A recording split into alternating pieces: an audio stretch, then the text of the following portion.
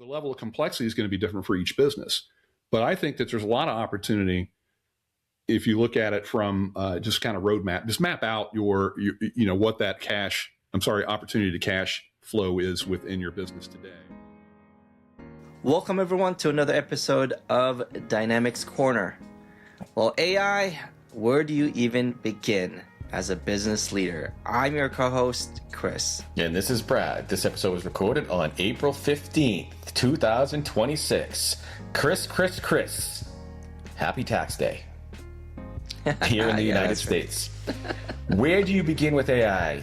That is a challenging question. We see all of the hype about this agent, this tool, that tool, this framework, this token. It's rather confusing.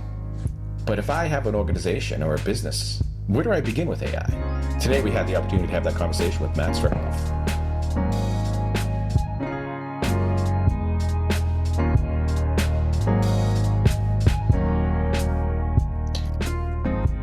Good morning, Kris. How you guys doing? Hey, Doing good very morning. well. How about yourself? Good. I didn't know that you were a soccer fan. Oh yeah, yeah, big time. Yeah. Do you awesome. follow MLS or just European or National League? I follow both Premier League and MLS. I'm a big FC Cincinnati fan. Nice. Yeah. We've had season tickets since they started all the way back in 2016. So Interesting. Yeah. I'm a New England Revolution fan. Too bad. Had I known, I would have grabbed my scarf. That's great. I have season tickets for the Revolution. Yep. I had them when they first started, or when they first went to Gillette Stadium. Then I stopped for several years, and I picked them up again. Nice. Okay. Yeah, I've held on to mine the whole time, even through 3 wooden spoon seasons. That's good. Soccer's fun. Nice. It's one of those sports that once you know the rules, Oh yeah. it's fun to watch. But I think if you were to just pick it up and sit and watch it, it's just a bunch of people kicking a ball. Yeah. But Yeah. once you learn the rules, I got into the rules, and then you get a greater appreciation for the game and the footwork. Oh. And watching what some of these athletes can do with that ball is amazing. Like where they can place it. Like how can you place Yeah, the it? setup. The How setup can is you usually fun. like you watch some of these even like corner kicks or some of these other, the ball just literally goes and arcs.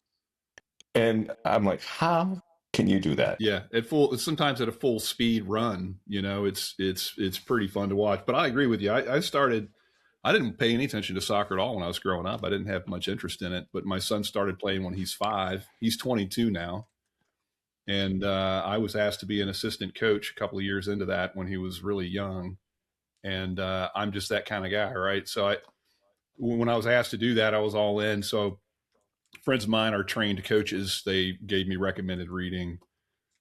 I went headlong into it, really understood the game, and coached him for about 3 years as an assistant coach. And those were his only 3 winning seasons. I'm not going to take all the credit. But it was a lot of fun. That's really when I fell in love with the game. And then we got into it is a great sport. Yeah. And to watch some of these athletes, like you said, what they can do with the ball at full speed and with the footwork, it's almost like the ball is part of their body. It's a hard thing to explain or understand, but it's almost as if they maneuver and kick and handle that ball as if it's one of their hands. Mm-hmm. They just move it like listen. A friend of mine, he's so my son, when he got to about 10 years old, he started playing select, and then I wasn't, I couldn't coach at that level. He needed much better expertise and opportunity. And he joined a club here in Cincinnati that was just getting off the ground. And one of the 2 owners is a British gentleman who played at a pretty high level, not Premier League, but he played at a high level in Europe. And we're still friends. And he just posted a highlight reel of his son that's probably 7 years old at this point. This kid, the highlight reel was insane. He's dribbling right at everybody. One of the highlights, he brings the ball up behind him, kind of brings the ball back when the defenders collapse in on him, brings it over his back shoulder, pops Wow. around these two guys, and then one touches it into the goal right above the keeper, top of the net. I'm like, he's like 8, maybe. I'm like, what are you doing? Yes. It's a great sport. It's interesting, but I could talk soccer all day. Unfortunately, time doesn't permit that. But before we get into the conversation, mind tell us a little bit about yourself. Yeah, sure. Yeah. So Matt Strippelhoff, CEO, Red Hawk Technologies. Grateful to be back on the podcast, guys. I always love our conversations. The energy's always up there, and we talk about some really cool, crazy stuff. But we just celebrated our 18th birthday in business. And Oh wow! Congrats. Happy birthday! yeah, thank you, man. Really proud of that. It's great to get past that first couple of years, that first 5-year milestone. A lot of businesses don't make it there, and now here we are at 18 and growing strong. And I went from being really concerned and worried about AI and its impact on software engineering to wholly embracing it and kind of geeking out. So I'm excited to kind of share where we are now. It is easy to geek out. I think that, in my opinion, there's been a lot of excitement about it, but there still continues to be a lot of excitement, a lot of features, functionality added to the AI models. Yeah. From the software development point of view, what you can do with it, but also from the business point of view. Yeah. A lot of people think of AI, artificial intelligence. We always talk about, so it's a broad topic. What do you mean by AI? It's not just coding. It's not just, chat GPT and asking it questions. You can use it as an assistant. I use it as an assistant now more so than anything.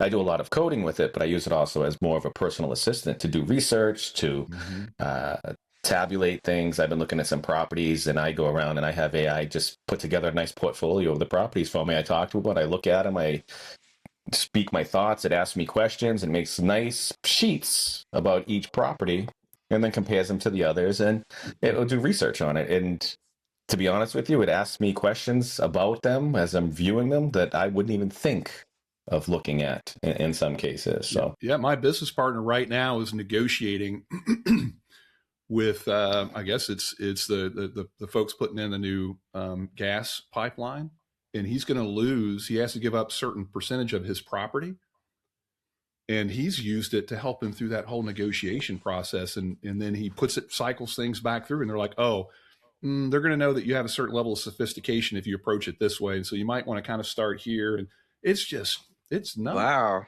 It actually helped. That is crazy. It asked him questions around old timber, like are there any trees that have to come down along this easement? And he's like, well, yes. And okay, well, what are those trees? And he's communicating with it. It's like, okay, you've got some old growth hardwood there that's probably, those trees might be worth $20,000-$30,000. You got to add that into your plan when you're negotiating. It's like, okay.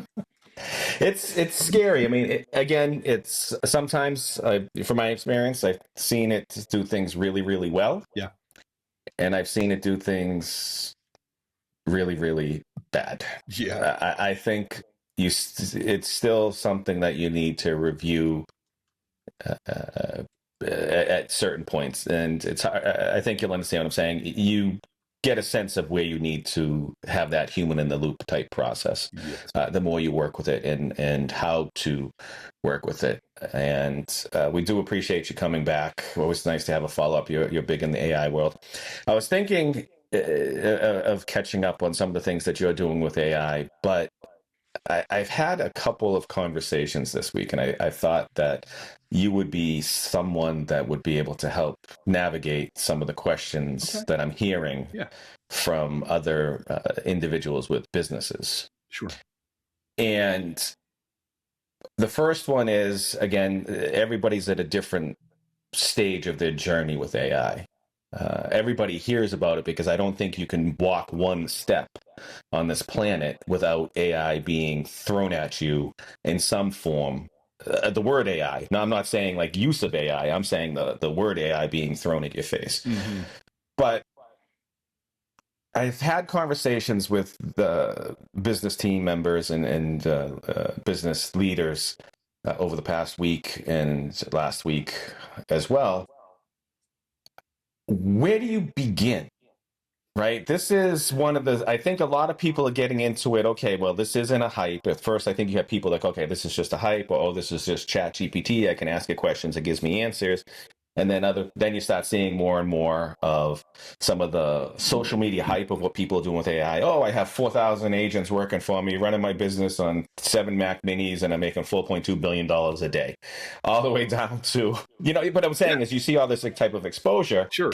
So I've had these conversations in these groups, and that was a very good question of what is AI in my business? Where do I begin? How do I even know what I want to do with it? And how do I assess it? And how do I get into it? And how do I get started? And I know you have your business developing software or creating software applications. And was our last episode we talked about, you have a big use of AI within your organization. We can talk about that as well. But I'm thinking, how does someone get started in this journey?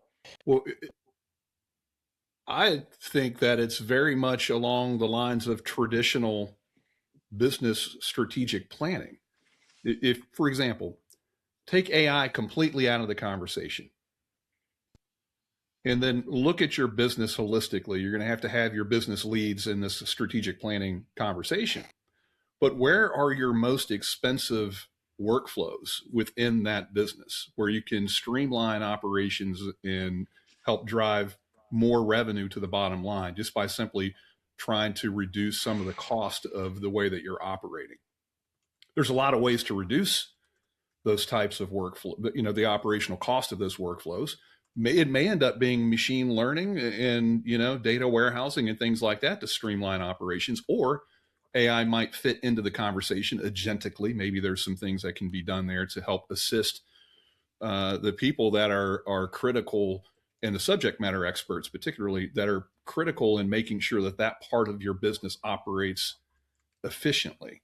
But if you just take AI out of the conversation, it might remove some roadblocks. People think they have to start with how, AI, where do I plug it in order to receive some benefit? I would say flip the script. Look at your business holistically first and think about where are your most expensive workflows within the organization. And expense might be a result of, if you're in a highly regulated industry, how often are we failing or struggling with specific types of third-party audits? What does that cost our organization? What is causing those mistakes that are leading to that expense? And can an agentic workflow or tooling help us reduce the amount of occurrence or frequency of occurrence of those mistakes? But really what you're doing is you're talking about the business challenge first to find the opportunities. And so we actually created an AI decision matrix. It's really pretty simple. And, people can download it on our website if they're interested, but it's a way to kind of reframe the conversation so that you're not so focused on AI's capabilities and all the hype and the buzz out there, and how do you replicate that type of success in your business. I would suggest people take that off the table and actually start with what your core business functions are. Where is there a lot of transactions with regard to data and people? Because, if you're talking about opportunity to cash, right? Every business is opportunity to cash. Really? No, I'm just kidding. Yeah, right? I mean, fundamentally.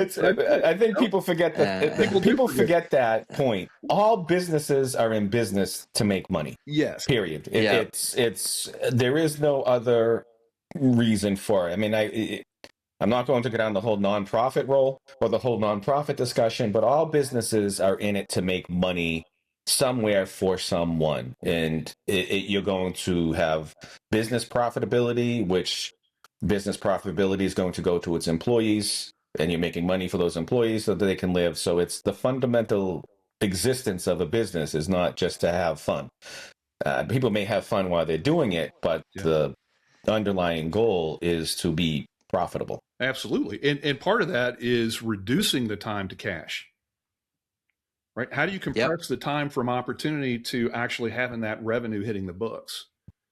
And in every business, you're going to have different leaders that are responsible for different functions within that, the way that you're structured operationally. So there are all these handoffs that take place from marketing, qualified lead, to the sales team to now there's an intake process for that new deal that you just landed. And every company has different ways that they slice that up, particularly, based on what they're offering. Is it an engineered product? What is it, right? So the level of complexity is going to be different for each business. But I think that there's a lot of opportunity if you look at it from just kind of roadmap, just map out your what that opportunity to cash flow is within your business today. Who are the subject matter experts responsible for those successful handoffs from department to department? Where are the areas where you know that you have some inefficiency? Now look at those inefficiencies and see how AI or an agentic workflow or some type of integration might help optimize that. I don't think that it's rocket science. I really don't. I like that approach because I think breaking it down to look at specific tasks and seeing how AI may be able to assist you. And you reference a couple scenarios there. You reference what's your most expensive, or where do you have an expensive process? Yes. And now you're talking about take a look at that operations to cash. And in that, I'm assuming or inferring from your conversation that expense doesn't necessarily always mean dollars when you're looking at the expense. It could be time. Yes. So in some of these operations, what is the friction you may have that will delay your opportunity to cash cycle? And how may AI help you reduce that friction, either cutting or reducing steps? Because I know, and I'm happy that you brought that up because, and again, these are discussions that I've had with every time I'm up north, I go to dinner with many different people. Mm-hmm. It's strange, and I think I gained like 300 pounds when I'm here, but that's a different story. Because all we do is go out to eat and drink water. So, but it's the friction, and anytime you hand off to a person, what is the delay in the feedback loop as well? Because it could be, as you had mentioned, you hand it from a sales team to an implementation team, or a sales team to an engineering team for architecture. There's a feedback loop between those in order to continue to the next step, Mm-hmm. or to go to the next step. Mm-hmm. So maybe looking at some of those handoffs to see how can you make that more efficient from a time point of view, which in essence increases your opportunity to cash, as well as reducing cost of time. And if you're in consulting, sometimes that time can be expensive because it could be the opportunity of being successful or not successful in winning an engagement as well. Certainly. And I think there are a lot of great tools. You guys are clearly, familiar with Notebook. Copilot has their version of that now. I think in a prior episode, I was talking about, Google's version of that. If you can capture all your transcripts and meetings, conversations, content in a notebook for an engagement from lead to cash, and interview each of the parties responsible to evaluate what your current status is, because your subject matter experts, your boots on the ground, those are the folks who know where all the problems and challenges are. And so one thought is to implement a strategic, information gathering evaluation process, leveraging AI and using Notebook as really your research assistant. So if you're not quite sure where some of those challenges or opportunities lie within that flow from lead to cash, follow some of that through the process, capture all of your interviews with the individuals responsible, dump all that into a notebook, and then start vibing with that AI agent and see what kind of ideas come from leveraging that as a research assistant. Okay, so that's a good approach to start, and that's a where do we start? Yes. And now, how do we start? Right. So now we've identified the where, which could be the how, right? But the how is to start, is to do the review of these processes. But now I hear you had mentioned Notebook. Google has Perplexity, Notebook LM, which has some nice features in it. We hear on the news OpenAI, ChatGPT, Codex, Claude, Copilot, Opus, Sonnet, Haiku. I can keep going. There's There's a smorgasbord of words that we hear with AI. And if I'm new to it, or I'm really trying to understand it, because there are businesses that aren't technical businesses. We all work in a technical space, so we're in this bubble, I'm starting to realize, of understanding and using and knowing AI. Yes. But I speak with individuals outside of the tech sphere that have businesses doing HVAC, that service other service type businesses, or commercial type businesses, and they're not so exposed or as exposed. And again, it's okay, because everybody has to start at a different point in their journey.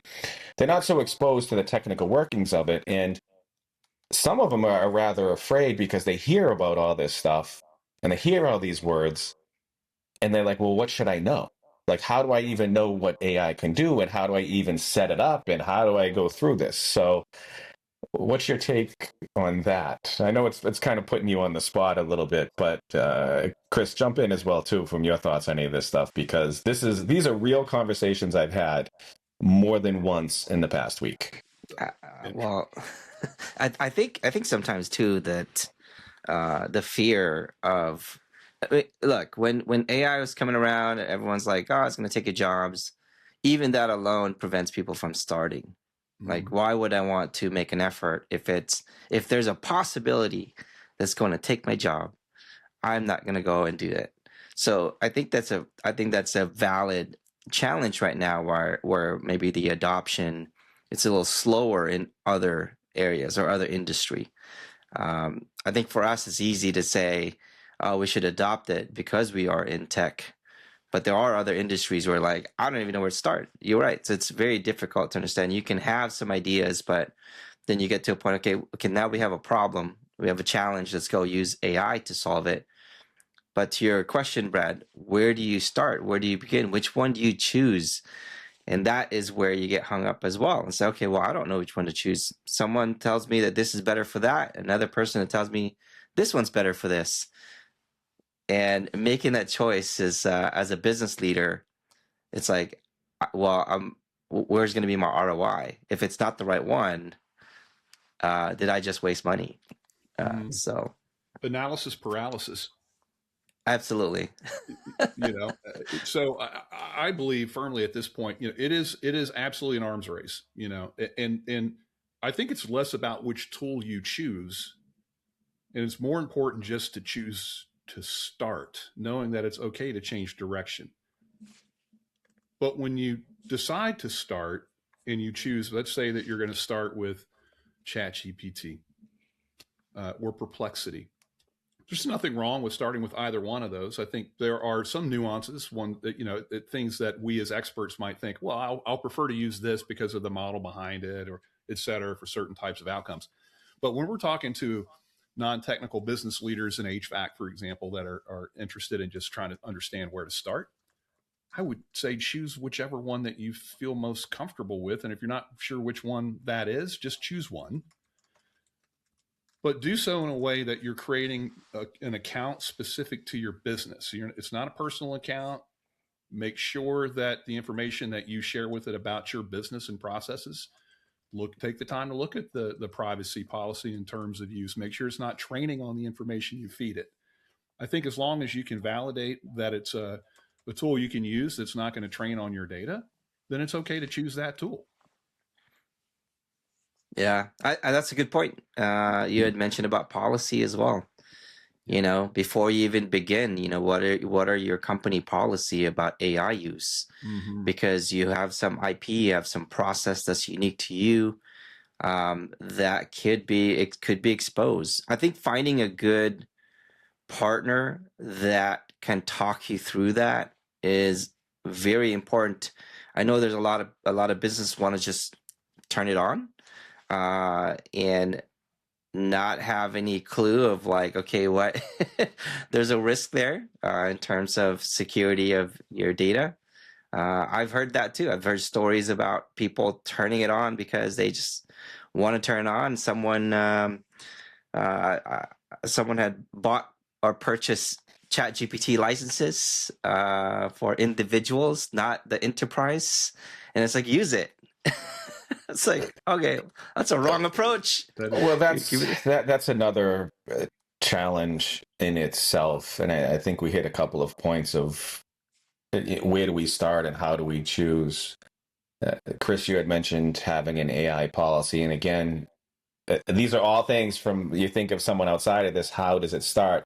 And you're also point of there's a big difference between using ChatGPT, Claude, Copilot, even Grok at home, saying, oh, "Tell me about my shopping list," or what happened with the sports game last night. I mean, there's a big difference between using it for personal use, then bringing it into the business use, and maybe not having, I don't like to use the word control, but having visibility or having that human in the loop type process to make sure that the use of it's in the best interest for your business. I think shadow IT is becoming more of a problem. Again, I'm trying not to jump all over the place, but Kris, you talking about somebody taking a personal ChatGPT subscription into the workplace to start doing things for work, where there may not be a policy or there may not be guardrails, and then they start creating these shadow IT processes or shadow IT workflows systems, and now an organization can be caught off guard by something that's being done by somebody who's trying their best just to do their job. Not to say that someone's doing this stuff maliciously. Oftentimes, their intent isn't malicious, even though the results can be catastrophic. So, yes, policies are critical, and then having an owner of that policy and then training people is key. So it's a pretty simple structure, but in our business, we have a support group. They own defining policies for the tools that we're adopting and then distributing that among the organization, and people are tested on their knowledge of that policy before they're onboarded to use those tools to drive enforcement of the policy itself. It's really not that complicated, but it is a process that you have to implement. And we're going to, by the likely within the next year, we'll have 100 engineers on our team. So we're scaling at a point now where if we don't have that type of system and process in place, shadow IT, especially with engineers, are like, oh man, check out this new tool. I'm going to see what I can get out of base 44. Oh, I've got some client, information over here. I'm going to see how quickly I can vibe code a prototype for them as part of this next phase of work. Well, if we can't have them just randomly onboarding it, and not only is there a risk from IP and information kind of getting out there into these models, there's also a cost implication because of the tokenization, and at scale that can start to get expensive. But I don't want to get too deep in the technical side of it.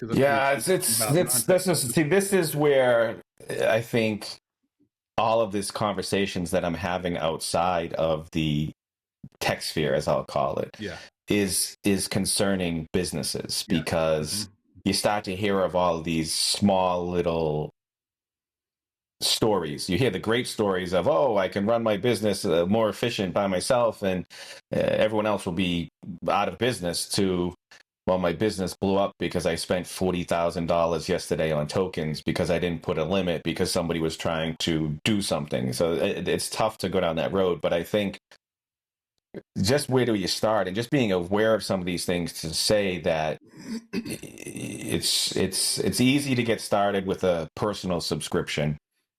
Implementing it into a business requires a little more thought than just turning it on, is what I think the both of you are saying, and what I'm seeing as well.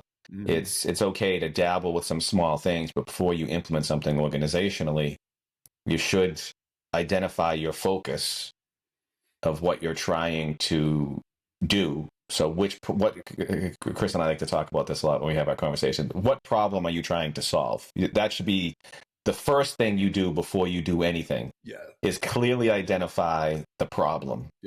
If you're trying to just create something cool and you don't have a problem to solve, It's all wasted investment at that point. It's wasted investment. And what I've seen it create more problems. Oh yeah. Yeah, people tend to play. I think we do have to slow down. I know we've spoken to a lot of people that are utilizing AI right now. You know, AI is supposed to be this accelerator of many things, and what a lot of business leaders should do, or at least from my perspective, in my opinion, humble opinion, you should slow down. I think both of you guys noted you have to identify the challenges, the costly operations that you may be dealing with. In addition to that, perhaps the policies, data. Yeah, you have to have good data. You have to have clean data. And are these data accessible somewhere, or is it someone putting it on a notepad that could help some of the important component to have good agents to be working for you? So there's a lot of things that you have to do preliminary prerequisites before turning on or having agents implemented in your environment. So yeah, I'd say slow down a little bit and cover all those basic bases in itself.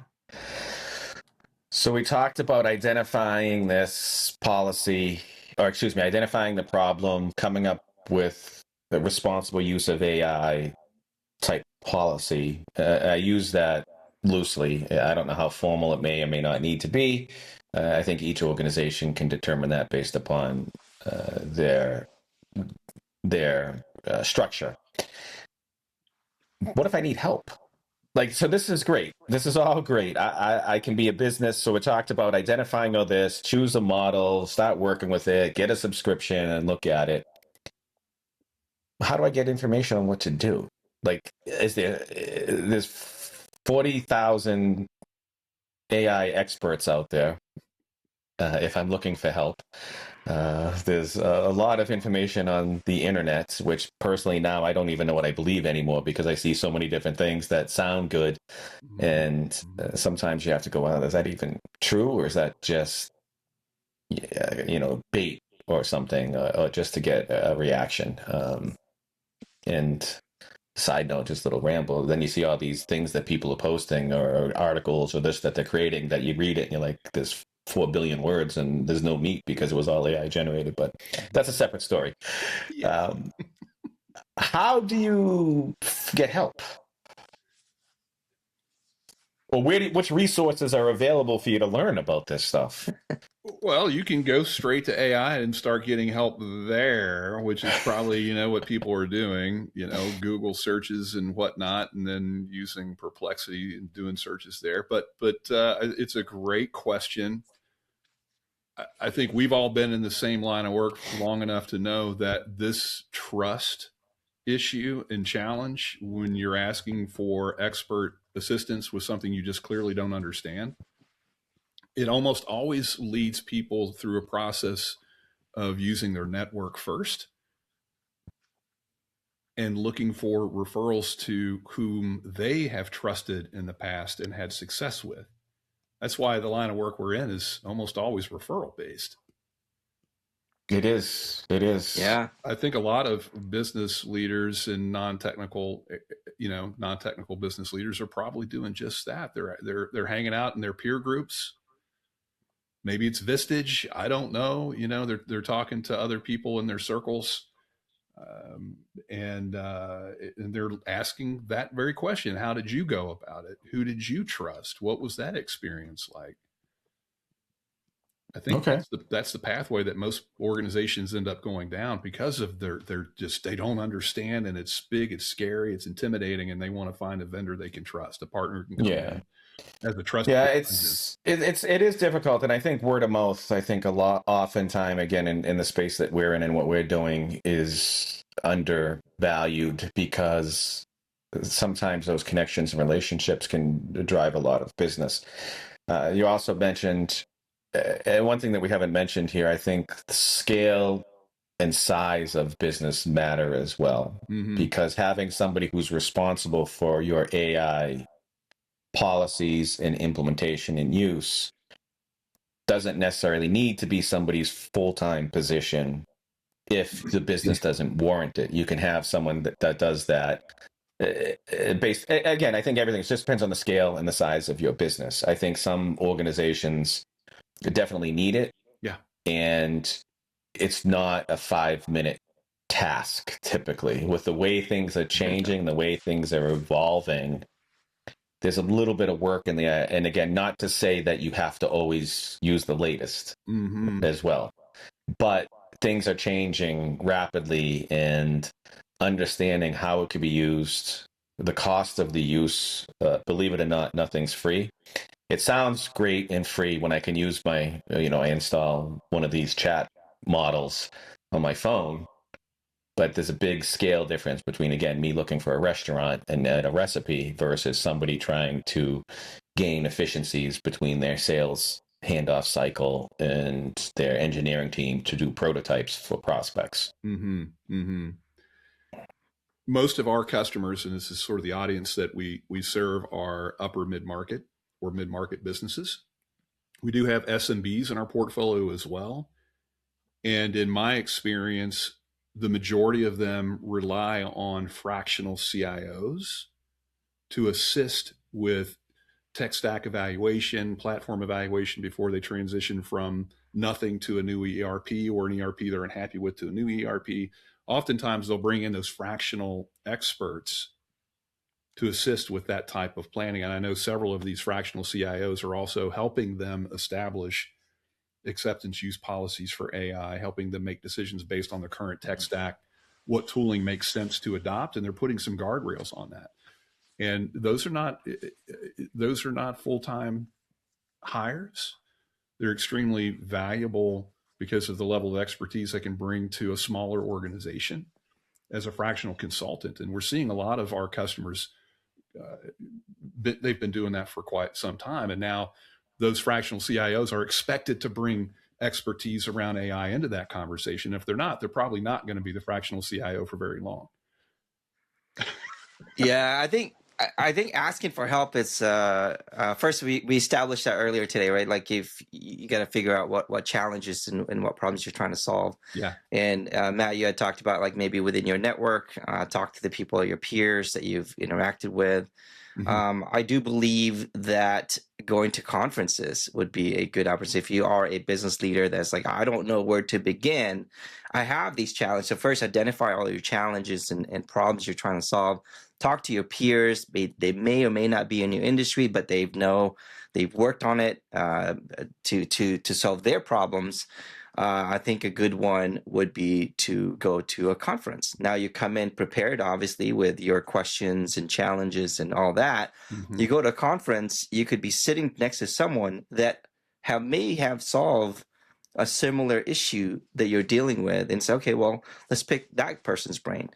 I think it's very important now to go to these conferences, because it's no longer just generative AI where we just get answers and stuff like that. Yeah. How our businesses are using agents. And I think conferences would be a good place. And then, of course, you get someone speaking about specific agents, but the people that would be sitting next to you at these conferences could help you for sure. Yeah, that's a great suggestion. I would add that a lot of the conferences include breakout sessions. So it's not always just the keynote. And you might find, if you're looking at the agenda for the conference even before you sign up, if there are some breakout sessions where they're doing more workshop type planning and experience shares, that's oftentimes where a lot of ideas and networking, et cetera, can kind of expand. Yep. Yeah. There's a lot to this. Now, I'm curious to hear a little bit how your AI use has progressed and grown since we last spoke. But is it true? Can you run 14 agents 24 hours a day, 7 days a week, and make $40 billion? I haven't. Is it? I pulled that off. Your influencers. I wouldn't be on your podcast right now. It'd be somewhere in some exotic part of the world. I don't think we've seen the world's first billionaire that is running a company with just himself and agents. Is it possible? I think the billionaires that are out there in the tech industry right now are taking bets as to how long it's going to be before we see it. I think a lot of things are possible. I have engineers right now that one I'm thinking about today. We were just talking earlier this week. He, on average, has 5 to 7 agents running at any given point in time to expedite the work that he's doing. Interesting. Now, I talk with people all over, and I've learned to dissect what everyone says, because I had a conversation with someone the other day and like, oh, they have 14 agents and they doing all this, and each agent, they have one for documentation, one for testing, one for coding. And then to come to find out, they just have instructions for single threaded processes, and they have 14 different sets of instruction files. So they're not really doing this 24/7 type process. They may have those separate agents to do separate tasks. Geez, I'll even admit it. I have several agents that are doing different things based upon what I want to do, because I have guardrails that I want the output to follow, or things that I want it to focus on, so it doesn't go the wrong way. And I say that just because it's just some of the things that I've seen it do when you don't give it a few little boundaries have been comical. So someone it's not the agent that's those individuals that are doing well. I think you can do more with less. Yeah. But it also still takes someone to have that creativity, and it still takes some people to do something. It's not, I'm going to say, let's create an agent, create an application, and I don't have to sit at it now on my beach in Tahiti, sipping a margarita while my team's back there working and running. And I laugh. And Kris, you said would you say it's for, I don't want to say influencers, but it's more for like, I don't want to say clickbait, or more for, it's just attention. Like some of those people, I really would like to see what they're doing. I could set up 14 agents to run and do something. Sure, you could. What is the output? Is it going to make you any money? I don't know. Is it going to cost you a lot of money? Probably. Well, that's when you see it. Like, I could spend $20,000. Like when I see that stuff, I'm like, okay, you're doing all this stuff, but you're spending. Okay, you have a Claude Max times 20 subscription. Great. What is that making you? Like, you can do a lot of cool stuff. I'll be the first one to say you can do a lot of cool things and a lot of great things, but how are you capitalizing on it? Is the other question that I ask. Yeah. So what value is it creating for somebody else that they're willing to pay you for it? Yeah, there are a lot of influencers that are, I have seen that, some of those short reels that they put out there, they're like, oh, you could do all this stuff. And like you said, Matt, like Base 44, you can make an app. I think one of the ads were like, you can make an app, and it was an employee within a company that someone used Base 44 to create an app. I was like, wow, that is shadow IT in itself, creating something for their company that they just happen to use. But there are a lot of influencers out there, and unfortunately, some of that you see somebody see that from a personal point of view, and it's like, well, I could do that. Why can't I do that? And then they would take it to work, and that becomes a problem, right? So a lot of the private or personal side of things kind of leaks into the business world, and as a business leader, that is something is a concern. That is a risk in itself. Like, how do you control that? Yeah, it's going to be tough. It is going to be because they expect to do that over. It is going to be tough, and oftentimes that type of clickbait and chatter and buzz creates very unrealistic expectations in the business world. Yeah. Have you been experiencing that with your customers? Yeah. Like they can see, have you been challenged or questioned by your customers because they see the AI hype, or they see the AI slop, I call it, not just the output of AI, but also the AI slop content that's created on the internet, where I think some may have, in my opinion, a perception of devaluing good output from others. Have you had any challenges with that within your organization? Well, I think rightfully so, our clients are challenging us to help convey to them how we are adopting AI for their benefit. And I think that's fair for them to be asking questions. Where does AI fit within your SDLC? We have a lot, our clients are, for the most part, very reasonable. and have a high level of sophistication. And so they're not buying into all of the hype, thank goodness. But they do expect to see better quality, faster throughput from our team as a result of our careful adoption of AI. So it's up to us to educate to them as to how we're using it for their benefit. And we are doing a lot of that. So, a lot of that stuff is coming into the conversation around quality assurance testing, automated QA. How are we leveraging AI to help us create and then run those tests to reduce the labor and improve the quality throughput? So yeah, we are having those conversations. Now there are occasions where maybe it's not a customer, but it's somebody that has been introduced to me that has a brand new idea that might have very unrealistic expectations because of the hype out there. Then I don't know if this is going to be a good fit, man. I can't build 14 agents and see you on the beach in a month, making $40 million a year. Yeah. When it comes to anything like that, I always tell everyone, if it were that easy, everyone could do it. That's right. And everyone would be on the beach. Yeah. And nobody would be working. I say that with, a sort of tongue in cheek in a sense, because there are some people, again, you look at Facebook, can anybody create Facebook? Yes. But somebody it's the right place and right time and the proper marketing. It's sort of how you get used and how you get adopted. Sometimes it's not what you're creating. You don't always need to have this fancy whiz bang shiny object, as I call it, this complicated technology. Sometimes it's just solving a problem for people and people using that tool and having little friction to use that tool. This is an interesting story, and it'll be very brief, but I remember working at another software engineering firm early in my career. We're going all the way back to 1999. We were working for a group. Our client was a company that generated financial reports for companies on Wall Street.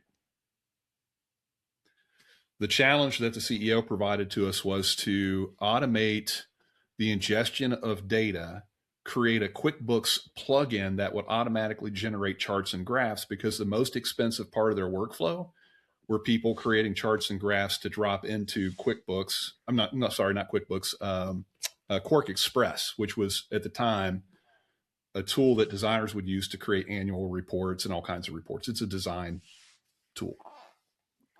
Well, we did such a good job at that we overshot the mark. He was looking for an incremental reduction in labor.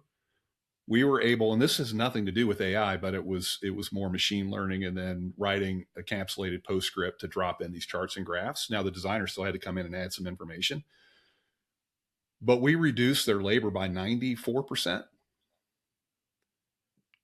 Wow. Pretty significant. So when we presented that to the CEO, the meeting did not go as planned. Right. This is something else that's kind of interesting is the market really ready for it?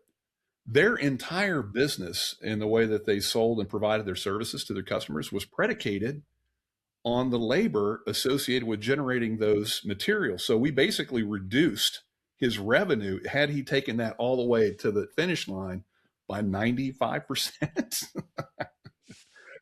And so they decided not to move forward, because in order to do that, they would have to retool everything from the sales process through the contracts to make it value-based as opposed to labor-based calculations in order to deliver their product. So sometimes, there are opportunities, and probably more so today with the, AI tooling that's available, to have a dramatic impact. But are you ready for it? Are your customers ready for it? Can you offer that without having a detrimental impact on your revenue? I don't know. I mean, this is a personal experience we had years ago, but it's something that kind of stuck with me. It's like, is your big idea feasible? Well, first you got to check that box. Let's say that it is. Is your business ready for it? It's a good point. I think it's a good point. Anything that I think any idea or any problem that you're going to solve, you have to make sure that you're in the position to support the outcome or the output of what you're going to do to solve that problem. Yeah, because you might hit the mark, and then all of a sudden it's like, oh crap. I got to change my entire business. which is, it's important to do so. And I don't think, I think that if you're going to advance, you have to be aware of that and learn how to manage that. Because as you were saying, I think a lot of businesses are challenging, how are you using these tools to provide me better value? Yes. And avoiding using these tools because of maybe how it impacts your revenue may have a different approach of how can I maximize my revenue by using these tools instead of worrying about these tools reducing my revenue, because organizations and businesses see and want to see the value that they're getting. Because ultimately, I look at it this way. If I'm going to buy something, it has a value to me. It's going to be $100 for me for this microphone, for example. Is it worth it to me? If it's $200, maybe I don't want that microphone because it's not worth that much to me. So it's that whole middle piece of providing value, and what is that worth to, is the value that you're providing worth the cost to the customer? Mm-hmm. Therefore, it's going to impact your revenue. It's a little long-winded speech that I had there. But I have a couple of friends, one in particular that is a high-level consultant, and his business is focused on helping professional service organizations modify their go-to-market and pricing strategy to make it value-based, so they can liberate themselves from a labor cost, pricing model, so that they don't. Oh my gosh, they're anticipating, these what's coming, and they're trying to get to value based. They have to get to value based. We just, man, that's a topic on its own, because I am passionate about that value base, and specifically in the professional services. And where AI has a huge impact on the professional services industry. Mm-hmm. And that in itself is a separate topic. I mean, I'm sure Brad and I could talk about that, because that is an area now with AI has an impact towards. And what does that mean in the professional services? Because you go by the hours and all the stuff, but it's the value is the end result. You pop that cork right there, because it's a balancing act. What is something that can be value? Again, if everything's time-based, if you can do things with less friction and faster, then if you're going to just go by the amount of time it takes, you run the risk of reducing your revenue, because you're more efficient and you have to do more, or you charge more. So if you're going time-based, if we charge by the hour, and in professional services, many industries, not just tech industries, it can be legal, it's any consulting type industry. Yes. If it takes me less time to do something, I'm going to make less money. It's if I keep the same billing rate per unit of measure of time. Mm-hmm. So if my billing rate is $100 an hour, and now tasks that used to take me 3 hours take 10 minutes, I run the risk of losing that revenue, or I have to say that it took me 3 hours. And it's a balancing act. So then you need more to get that same quantity of time.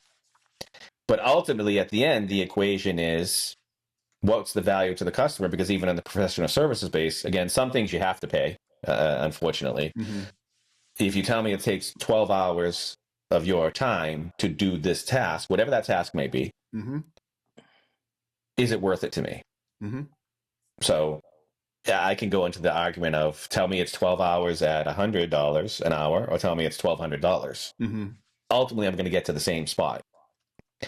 Now, I think some things you do have to look at the value of what it is worth to somebody. And again, it's not overcharging. I am not by any means saying overcharge. We go to the supermarket, we pay X dollars for a product, mm-hmm. because we think it's worth it. Mm-hmm. Right? We're going to differentiate between maybe name brand and store brand, because the value of the product to us. Yeah, and the onus of generating margin is on the supplier of that product. So if they can find ways to streamline, modify, working with their vendors, et cetera, to maximize margin, we don't care, right? We're just there to buy the product, and we're okay with the price. Exactly, and I think some people overlook that fact that a customer will still look at that. Now, there are some things that are still going to be time and material based. I think professional services need to take a look at how they're doing these things, and I've been saying this for a while. And I'm not saying time and materials, as people doing, is not valid in some cases, because there are some cases where you truly need to be time based, right? So again, if I'm providing training on site, or if I'm sitting with you, again, that's the reality, is I'm spending 3 hours with you, and you want 3 hours of my time to do something, whatever that may be.